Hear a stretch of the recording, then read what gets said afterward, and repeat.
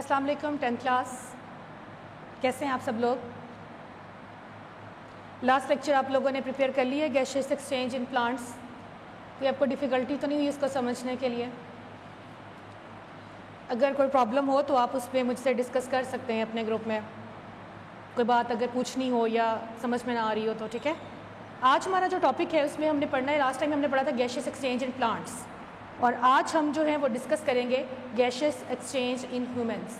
Plants में हमने देखा था भी उसका कोई भी ऑर्गन सिस्टम लेवल जो था उसमें कोई भी प्रॉपर ऑर्गन यानी कि एक सिस्टम नहीं था। ऑर्गन्स मौजूद थे जैसे स्टेम, रूट्स एंड लीव्स, वो हर एक ऑर्गन अलहदा से अपनी गैसियस एक्सचेंज कर रहा था।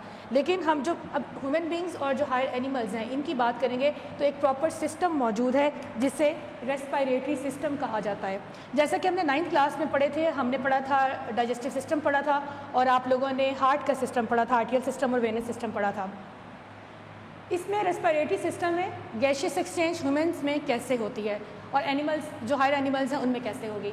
इसमें गैसियस एक्सचेंज, गैसेस का तबादला, यानी कि हम जो सांस ले रहे हैं वो ऑक्सीजन जा रही है और बाहर क्या निकल रही है, कार्बन डाइऑक्साइड।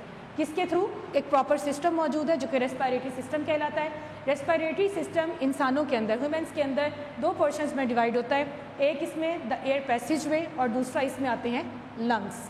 सबसे पहले आज हम जो डिस्कस करेंगे वो द एयर पैसेज वे है। द एयर पैसेज वे में क्या है?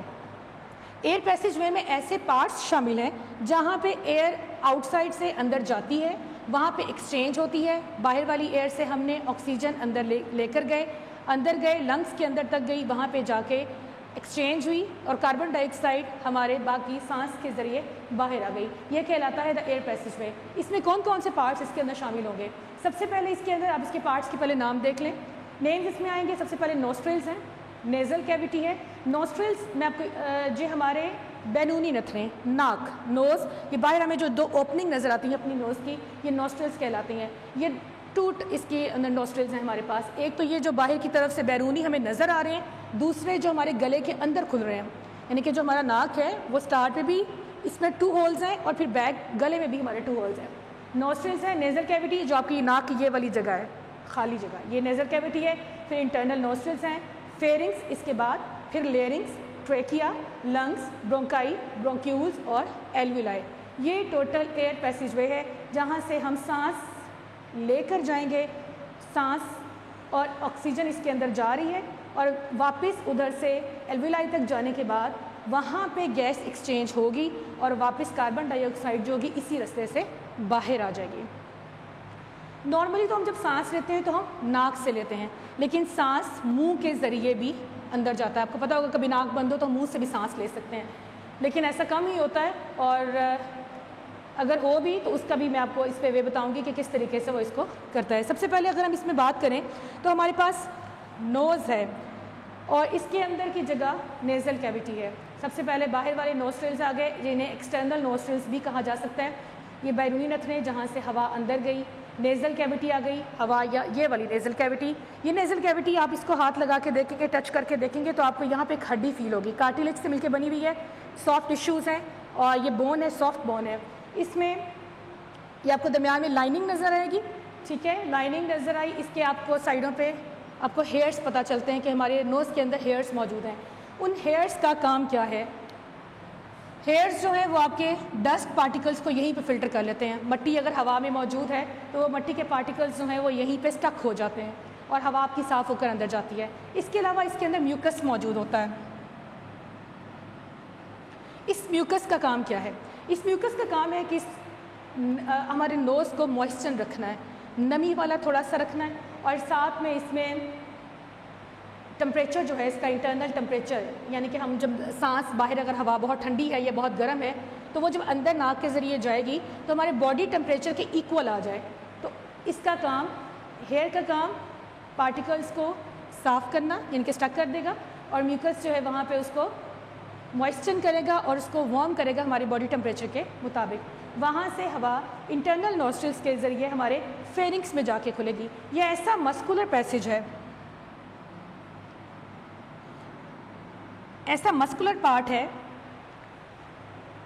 जहाँ पे फूड एंड एयर दोनों, फूड और एयर दोनों आती हैं यहाँ पे, फूड और एयर दोनों आती हैं यहाँ पे। यहाँ से फिर एयर लेरिंग्स में जाती है, लेरिंग्स क्या जगह है, इसको हम वॉइस बॉक्स भी कहते हैं। ये हमारे गले के अंदर मौजूद होता है, फेरिंग्स के बाद आता है। और वॉइस बॉक्स क्या है, इसमें 2 फिब्रस बैंड्स होते हैं और उनको वोकल कॉर्ड्स कहा जाता है।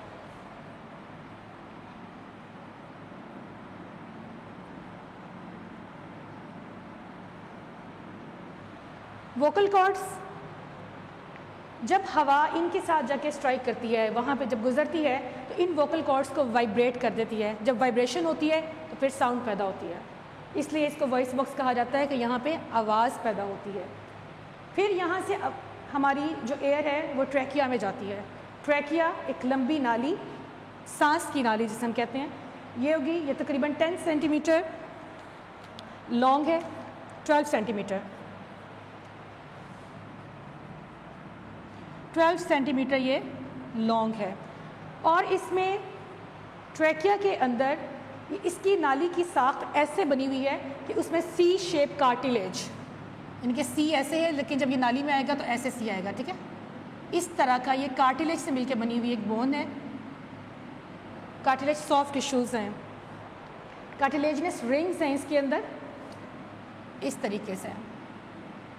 इनका काम क्या है, इनका काम यह है कि जब इस नाली में हवा ना भी हो तो इसको एक्सपैंड रखें, इनको आपस में कोलैप्स ना होने दें, आपस में जुड़ने ना दें, टकराने ना दें। ट्रैकिया के बाद हवा लंग्स के अंदर जाती है, लंग्स ट्रैकिया फिर डिवाइड होता है। ट्रैकिया से पहले एयर लंग्स में जाएगी, लंग्स से ब्रोंकाई, ब्रोंक्यूल्स और फिर एल्विलाई में जाएगी। अब इसमें मैं आपको इसकी डिटेल वहाँ पे दोबारा डायग्राम के थ्रू बताती हूँ। सबसे पहले हमने बात की नेज़ल कैविटी। नेज़ल कैविटी सबसे पहले नोस्ट्रिल्स आए, ये हमारे नाक के यहाँ पे नोस्ट्रिल्स।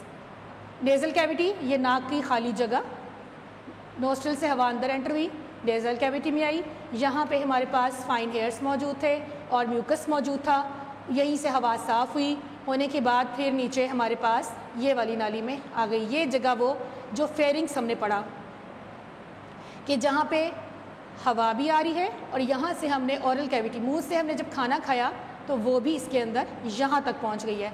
अब यहाँ से एयर तो इधर से अंदर चली जाएगी ट्रेकिया में, और जो हमारी फूड वाली है वो ईसोफेगस में चली जाएगी। जो आपने डाइजेस्टिव सिस्टम में पढ़ा था कि वो वहाँ से फूड ईसोफेगस के अंदर आ जाती है, वो फिर आपका पूरा सिस्टम चल पड़ता है।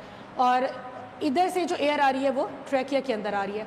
अब यहाँ पे 2-3 चीज़ें हमारी देखने वाली, एक फेरिंग्स वो जगह जहाँ पे फूड एंड एयर दोनों मौजूद हैं, इसके पास फेरिंग्स के नीचे ही ग्लोटिस मौजूद होता है। ग्लोटिस के ऊपर उसका एक ढक्कन सा होता है, एपिग्लोटिस, फ्लैप लाइक टिश्यूज़ होते हैं ये, और इसका काम ये है कि जब हमने खाना खा रहे हैं तो ये सांस की नाली के ऊपर आ जाता है ताकि खुराक, इस जो खुराक जो है हम फूड जो ले रहे हैं वो जो ईसोफेगस की तरफ जा रही है वो सांस की नाली की तरफ ना आ जाए, क्योंकि सांस की नाली में किसी भी चीज़ का आना मौत के बराबर है। अब इसमें सांस की नाली में पानी का ड्रॉप भी अगर चला जाए तो आपने कभी फील किया होगा कि फ़ौरन ही हमें बहुत ज़्यादा इरिटेशन होना शुरू हो जाती है। तो ये एपिग्लोटिस, फेरिंग्स के बाद ग्लोटिस मौजूद है। ग्लोटिस के ऊपर ये वाला मैंने जो रेड कलर में शो किया हुआ है ये एपिग्लोटिस है, जिसे हम ढक्कन कह सकते हैं, इसका कैप कह सकते हैं, कि ये फ़ौरन फ्लैप लाइक टिश्यू है, फ़ौरन ही ऊपर खाने के दौरान आ जाता है ताकि हम हवा आसानी से अपना पाथ ले और खाना अपना पाथ ले। इसके बाद ये लेरिंग्स मौजूद है, यहाँ पे जो मैंने बताया कि 2 फिब्रस बैंड्स हैं जो फेरिंग्स और ट्रेकिया के दरमियान मौजूद है, ये लेरिंग्स कहलाता है। इसमें 2 फिब्रस बैंड्स मौजूद हैं जिन्हें वोकल कॉर्ड्स कहा जाता है। जब हवा यहाँ से अंदर आई, एयर अंदर एंटर हुई, इसको वाइब्रेट किया तो फिर साउंड प्रोड्यूस होती है। अब एयर अंदर आ गई ट्रेकिया के अंदर, ये अब यहाँ से लेकर यहाँ तक ट्रेकिया है। इसमें सी शेप कार्टिलेज, ये सारी स्ट्रक्चर ही ऐसा बना हुआ है कि सी शेप कार्टिलेज रिंग मौजूद है। जैसे आपने देखा होगा कि हमारे घरों में बेसन है जिसमें ये बर्तन धोते हैं, ये हमारा वॉश बेसन है, उसके पीछे जो पाइप आजकल प्लास्टिक के लगे हुए हैं वो भी सी शेप कार्टिलेज, यानी कि वो अब उसको जब पकड़ के इस तरह करते हैं तो इलास्टिसिटी से फील होती है। ये एक्सपैंड, इसकी वजह से ये खुला रहता है। अगर हवा इस नाली में मौजूद नहीं है, इस ट्रैक में मौजूद नहीं है, इसके बावजूद ये ओपन रहेंगे। इसकी लेंथ तकरीबन 12 सेंटीमीटर है। अब लंग्स की तरफ एंटर होने से पहले ये ट्रैकिया दो हिस्सों में डिवाइड हो जाता है, जिसे ब्रोंकाई कहते हैं। एक ये अपनी साइड पे चला गया, ये इधर चला गया, ये राइट लंग, ये लेफ्ट लंग हो गया। तो ये एक ब्रोंकाई इधर हो गया और एक ब्रोंकाई इधर हो गया। अब ब्रोंकाई जो है वो अंदर जाने के बाद यहाँ तक इसके पास सी शेप कार्टिलेजेस मौजूद रहेंगे। यहाँ से फिर फर्दर डिवीजन होगी पूरे लंग्स के अंदर। ब्रोंकाई ब्रोंक्यूल्स में डिवाइड होगा मज़ीद, यानी कि फाइन ट्यूब्यूल्स होती चली जाएंगी और फिर ब्रोंक्यूल्स जो हैं वो मज़ीद फिर एल्विलाई में, एल्विला डक्ट पहले आएगी। ये देखें, ये ब्रोंकाई आया, ये ब्रोंक्यूल्स हो गए और जो बिल्कुल फाइनल लास्ट ट्यूब थी वो एल्विला डक्ट आ गई।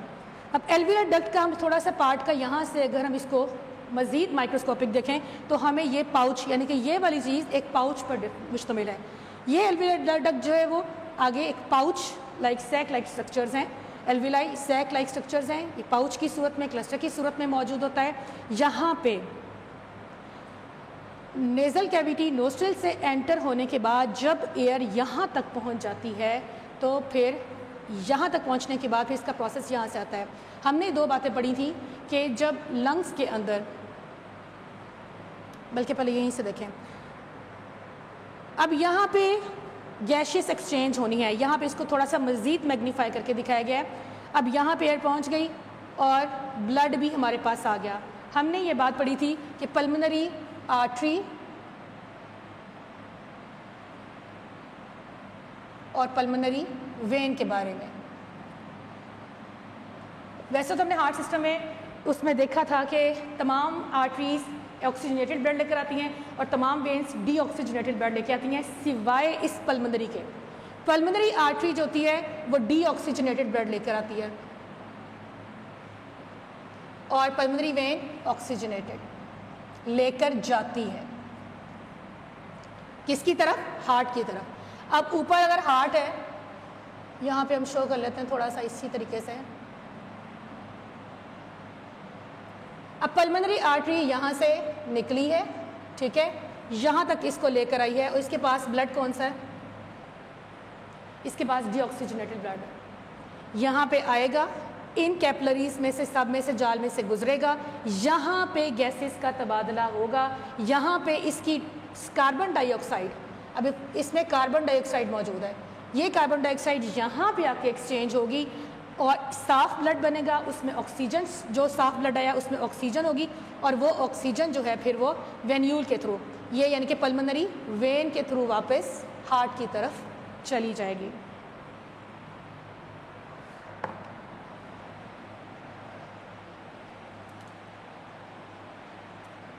जी समझ आ गई?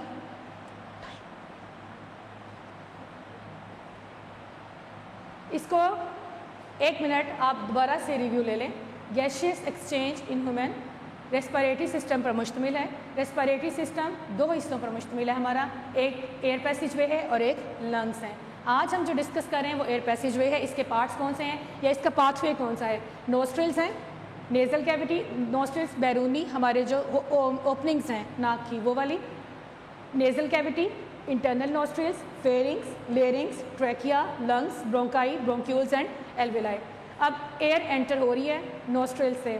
नेज़ल कैविटी, नाक के वो जो हमारी जो खाली जगह, यहाँ पे एयर मौजूद हैं जो कि डस्ट पार्टिकल्स को रोकते हैं, म्यूकस हवा को मॉइस्चन करता है, वार्म करता है हमारे बॉडी टेम्परेचर के मुताबिक। फेरिंग्स मस्कुलर पार्ट है, इसमें फूड और एयर दोनों आती हैं। लेरिंग्स वॉइस बॉक्स कहलाता है। फिब्रिस बैंड्स हैं जो कि वोकल कॉर्ड्स कहलाते हैं, जब हवा इनके साथ टकराती है तो आवाज़ पैदा होती है। ट्रेकिया, ये लॉन्ग ट्यूब है जिसमें सी शेप कार्टिलेजस रिंग्स होती हैं। यहाँ से फिर लंग्स और फिर ब्रोंकाई, ब्रोंक्यूल्स और एल्विलाई डक्ट। अब सबसे पहले नेज़ल कैविटी से, नोस्ट्रिल से हवा अंदर एंटर हुई, नेज़ल कैविटी में आई, यहाँ से होती हुई फेरिंग्स में आई, फेरिंग्स से हमारे पास, अब ये हमारा ये वाला पाथ है, ये अब यहाँ से ये हमारे पास फेरिंग्स है, इसके इधर से हमारे पास हवा जो है वो ट्रेकिया में चली गई, ट्रेकिया से हमारे पास ब्रोंकाई में आई, ब्रोंकाई फर्दर ब्रोंक्यूल्स में डिवाइड हुए, ब्रोंक्यूल्स आगे एंड तक फाइन ट्यूब्यूल्स जो थी वो एल्वियुलर डक्ट में आई। और इस एल्वियुलर डक्ट को अगर हम मज़ीद मैग्नीफाई करके देखें तो हमारे पास ये स्ट्रक्चर आता है जिसमें एल्विलाई, ये एल्विलर डक्ट का ये स्ट्रक्चर। तो नेक्स्ट आता है इसमें alveoli, pouch sac like pouches की सूरत में होते हैं जिनमें कैपिलरीज का जाल भी होता है। और इसमें हमारे पास पल्मोनरी आर्टरी जो ब्लड लेकर आ रही है हार्ट की तरफ से, वो ब्लड डीऑक्सीजनेटेड था, यहाँ पे आके गैसेस एक्सचेंज हुई, यहाँ पे कार्बन डाइऑक्साइड इसके अंदर गई और ऑक्सीजन जो थी यहाँ पे इस ब्लड में शामिल हुई। उस ऑक्सीजनेटेड ब्लड को लेके वापस पल्मोनरी वेन हार्ट की तरफ चली गई। अच्छा जी, इसके बाद आपके जो साइड वाले बॉक्स हैं इसमें एक तो एपिग्लॉटिस की ही बात की है, वो मैंने आपको यहाँ पे बताई थी कि ये फ्लैप लाइक टिश्यू है जो कि ग्लॉटिस के ऊपर मौजूद होता है। जब खाना खाते हैं तो ये फ़ौरन ढक्कन साइज़ के ऊपर आ जाता है, कैप इसके ऊपर आ जाता है ताकि खाना हमारी सांस वाली नाली में ना जाए बल्कि इस ईसोफेगस के अंदर खुराक वाली नाली में ही सीधा जाए। इसके बाद आपको जो वॉइस बॉक्स के हवाले से बताया गया इसके साथ कि जो वाइब्रेशन होती है जो वोकल कॉर्ड्स में, यहाँ पे हमने देखा था ये लेरिंग्स हैं, यहाँ पे जब फिब्रिस बैंड्स हैं इनमें वॉइस बॉक्स कहलाते हैं, इनमें जब वाइब्रेशन होती है तो साउंड पैदा होती है। उसके साथ साथ हम जब बोलते हैं हमारे चीक्स, हमारी लिप, हमारी टंग, वो सारी इसके साथ इन्वॉल्व होती है। और ये चीज़ और साथ में जो स्पीच, हम किसी भी किस्म का वर्ड फिर बोल सकते हैं। और ये स्पीच एक ऐसी एबिलिटी है, बोलना एक ऐसी एबिलिटी है जो अल्लाह ताला ने सिर्फ इंसानों को ही अता की है और इसी वजह से इंसान जो है वो सुपीरियर है, स्पेशल मखलूक़ात कहलाता है। और यहाँ पे एक और बात, जब हमने एक बात और की थी कि जब हम कई दफ़ा सांस मुंह से भी लेते हैं, जब हम मुंह से सांस लेते हैं तो अगर कोई पार्टिकल, कोई ऐसी चीज़ जो डायरेक्ट हमारे साथ पहुँची या फेरिंग्स तक आई और खुदा न खास्ता वो ट्रैकिया में चली गई, तो अगर वो ट्रैकिया तक पहुँच गई है तो यहाँ पे सीलिया मौजूद हैं, इसके अलावा म्यूकस भी मौजूद है। ये सीलिया अपवर्ड मूवमेंट करेंगे, जैसी वो चीज़ नीचे आएगी उसको वापस ऊपर की तरफ पुश करेंगे, वो वापस हमारे मुंह में आ जाएगी। जब मुंह में आएगी या तो हम इसको बाहर स्पिट आउट कर देंगे, थूक देंगे, या फिर उसको दूसरी नाली में निगल लिया जाएगा, वो जो ईसोफेगस की तरफ जा रही थी। उम्मीद है कि आपको ये सारी जो है वो बात समझ में आ गई होगी। डायग्राम आप इसको बनाएंगे और लेक्चर जो है अपना वो सही तरीके से लर्न करके इसको अच्छे तरीके से लिखेंगे। Thank you.